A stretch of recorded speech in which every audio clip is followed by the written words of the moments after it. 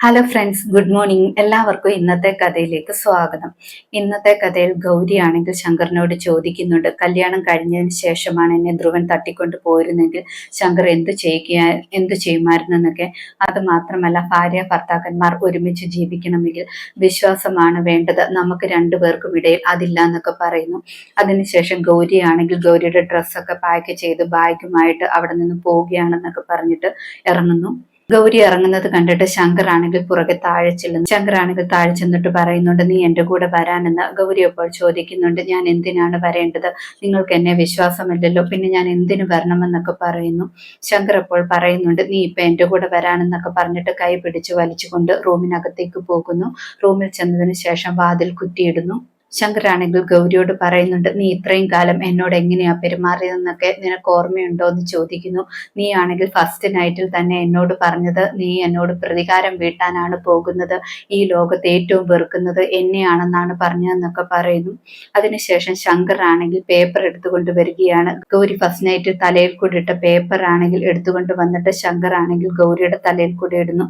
ഇത് നിനക്ക് ഓർമ്മയില്ലേ എന്നൊക്കെ ചോദിക്കുകയാണ്. നീ എപ്പോഴെങ്കിലും എന്നോട് സ്നേഹത്തോടെ സംസാരിച്ചിട്ടുണ്ടോ? എപ്പോഴും പ്രതികാര ബുദ്ധി മാത്രമായിരുന്നു എന്നൊക്കെ പറയുന്നു. പക്ഷെ ഞാൻ നിന്നെ ഒരുപാട് സ്നേഹിച്ചിരുന്നു, എവിടെയും നിന്നെ വിട്ടുകൊടുത്തില്ല. എൻ്റെ അച്ഛനും അമ്മയും വരെ എന്തൊക്കെ കുറ്റം പറഞ്ഞിട്ടും നിന്നെ ഞാൻ ആർക്കും വിട്ടുകൊടുത്തില്ല, എപ്പോഴും കൂടെ തന്നെ ഉണ്ടായിരുന്നു എന്നൊക്കെ പറയാണ്. എൻ്റെ അച്ഛൻ പോലും എന്നെ എത്ര സമയത്ത് കുറ്റപ്പെടുത്തിയിട്ടുണ്ട് നിന്റെ പേരിൽ, അപ്പോഴൊന്നും ഞാൻ എല്ലാം സഹിച്ചിട്ട് നിന്നെ സ്നേഹിക്കുക മാത്രമാണ് ചെയ്തതെന്നൊക്കെ പറയുന്നു. നിന്റെ മനസ്സിൽ എന്നോട് ഒരുപാട് സ്നേഹമുണ്ടെങ്കിൽ അത് പ്രകടിപ്പിക്കണം, അല്ലാതെ മനസ്സിൽ വെക്കുകയല്ല എന്നൊക്കെ പറയുന്നു. ശങ്കർ അതിനുശേഷം ഗൗരിയോട് പറയുന്നുണ്ട്, നീ ഇത്രമാത്രം എന്നെ സ്നേഹിക്കുന്നുണ്ടെന്ന് എനിക്കിപ്പോഴാണ് മനസ്സിലായത്, നീ പറഞ്ഞ കാര്യങ്ങളൊക്കെ എന്നോട് ഒന്നുകൂടി പറയുമോ എന്നൊക്കെ ചോദിക്കുന്നു.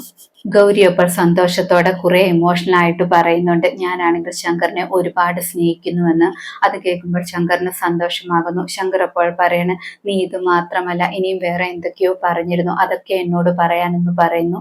ഗൗരി അപ്പോൾ പറയണ, എനിക്ക് വാക്കുകൾ കൊണ്ട് പറയാൻ പറ്റാത്തത്ര സ്നേഹമുണ്ട് എനിക്ക് ശങ്കറിനോട്. എൻ്റെ ശ്വാസം പോലെ, എൻ്റെ ജീവൻ പോലെ ഞാൻ ശങ്കറിനെ സ്നേഹിക്കുന്നു എന്നൊക്കെ പറയുന്നു. ശങ്കർ അപ്പോൾ ഒരുപാട് സന്തോഷത്തോടെ പറയുന്നുണ്ട്, നീ എൻ്റെ ഹൃദയത്തിലേക്കാണ് കയറുന്നതെന്ന്. അങ്ങനെ പറഞ്ഞിട്ടാണെങ്കിൽ ഗൗരിയെ നെഞ്ചോട് ചേർത്ത് പിടിക്കുന്നു. അതിനുശേഷം ശങ്കർ പറയാണ്, നീ പറഞ്ഞതൊക്കെ കേട്ടിട്ട് എനിക്ക് ഒരുപാട് സന്തോഷമാകുന്നു, വീണ്ടും വീണ്ടും കേൾക്കാൻ തോന്നുന്നു, നീ പറഞ്ഞതൊക്കെ ഒന്നുകൂടെ പറയാന്നൊക്കെ പറയുന്നു. ആ സമയത്ത് ഗൗരി ആണെങ്കിൽ നെഞ്ചിൽ കിടന്നുകൊണ്ട് തന്നെ പറയുന്നുണ്ട്, ശങ്കർ ആണെങ്കിൽ എൻ്റെ നിശ്വാസമാണെന്നൊക്കെ. ശങ്കർ ആണെങ്കിൽ ഗൗരിക്ക് മുത്തം കൊടുക്കാൻ തുടങ്ങുമ്പോഴേക്കും ഡോറിലാണെങ്കിൽ രാധാമണി തങ്കച്ചി തടയുന്നുണ്ട്. രാധാമണി തങ്കച്ചി വിളിക്കുന്നത് കണ്ടിട്ട് ശങ്കർ പറയുന്നുണ്ട്, എല്ലാം നശിപ്പിച്ചല്ലോ എന്നൊക്കെ. അതിനുശേഷം ശങ്കർ വാതിൽ തുറന്നിട്ട് ചോദിക്കുകയാണ്, അമ്മ ഇപ്പൊ എന്തിനാണ് വന്നത് കട്ടുറുമ്പായിട്ടെന്നൊക്കെ. രാധാമണി അപ്പോൾ പറയുന്നുണ്ട്, കമലയ്ക്ക് വയ്യ, ഗൗരിയെ കാണണമെന്നാണ് പറഞ്ഞതെന്ന്. അതിനുശേഷം രണ്ടുപേരെയും കൂട്ടിയിട്ടാണെങ്കിൽ രാധാമണി കമലയുടെ അടുത്തേക്ക് ചെല്ലുന്നു. കമലേട്ടത്തിയാണെങ്കിൽ പനി പിടിച്ചു കിടക്കുന്നു. കമലേട്ടത്തിയാണെങ്കിൽ മയക്കത്തിൽ പറയുന്നുണ്ട്, ഗൗരി ഗൗരി എന്ന്. ഗൗരിയോട് പറയുന്നുണ്ട്, നീ സൂക്ഷിച്ചോണം, നീ ടെറസ്റ്റിലൊന്നും പോകരുത്, അവിടെ അപകടമുണ്ടെന്നൊക്കെ പറയുന്നുണ്ട്. ഗൗരി അപ്പോൾ പറയുന്നുണ്ട്, കമലേട്ടത്തിക്ക് നല്ല പനിയുണ്ടല്ലോ, ഹോസ്പിറ്റലിൽ പോകാമെന്നൊക്കെ. രാധാമണി അപ്പോൾ പറയുന്നുണ്ട്, ഡോക്ടറിനെ വിളിച്ചിട്ടുണ്ടെന്ന്. ഡോക്ടർ വരുന്നു. ഡോക്ടർ കമലയെ പരിശോധിച്ചിട്ടാണെങ്കിൽ ഇഞ്ചക്ഷനൊക്കെ കൊടുക്കുന്നുണ്ട്. കമലയെ സൂക്ഷിച്ചോണം, കുഞ്ഞുള്ളതല്ലേ എന്നൊക്കെ പറഞ്ഞിട്ട് ഡോക്ടർ പോകുന്നു.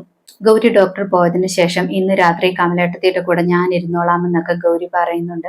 അത് കേൾക്കുമ്പോൾ ശങ്കർ ചോദിക്കുന്നുണ്ട്, ഇന്ന് ഫുൾ ഇവിടെ ഇരിക്കണോ എന്നൊക്കെ. അപ്പോൾ രാധാമണി ചോദിക്കുന്നുണ്ട്, അതിനെന്താ, അവൾ ഇവിടെ ഇരിക്കട്ടെ എന്നൊക്കെ. ശങ്കർ അപ്പോൾ പറയണ, ഇവിടെ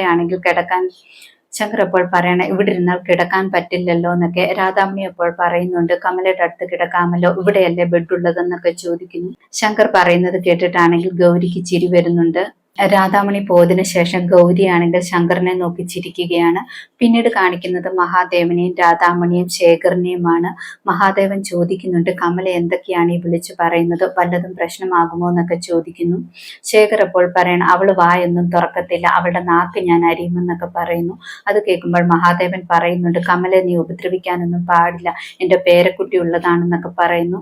രാധാമണി അപ്പോൾ പറയുന്നുണ്ട്, ഗൗരിയെ ഇല്ലാതാക്കാൻ നമ്മൾ പല കാര്യങ്ങളും ശ്രമിച്ചു, ഒന്നും നടക്കത്തില്ലല്ലോ എന്നൊക്കെ ചോദിക്കുന്നു. മഹാദേവൻ അപ്പോൾ പറയുന്നുണ്ട്, ഗൗരിയെ ഞാൻ ഇവിടെ അധിക നാളൊന്നും വാഴിക്കത്തില്ല, അവളെ ഉറപ്പായിട്ടും ഇല്ലാതാക്കിയിരിക്കുമെന്നൊക്കെ പറയുന്നു.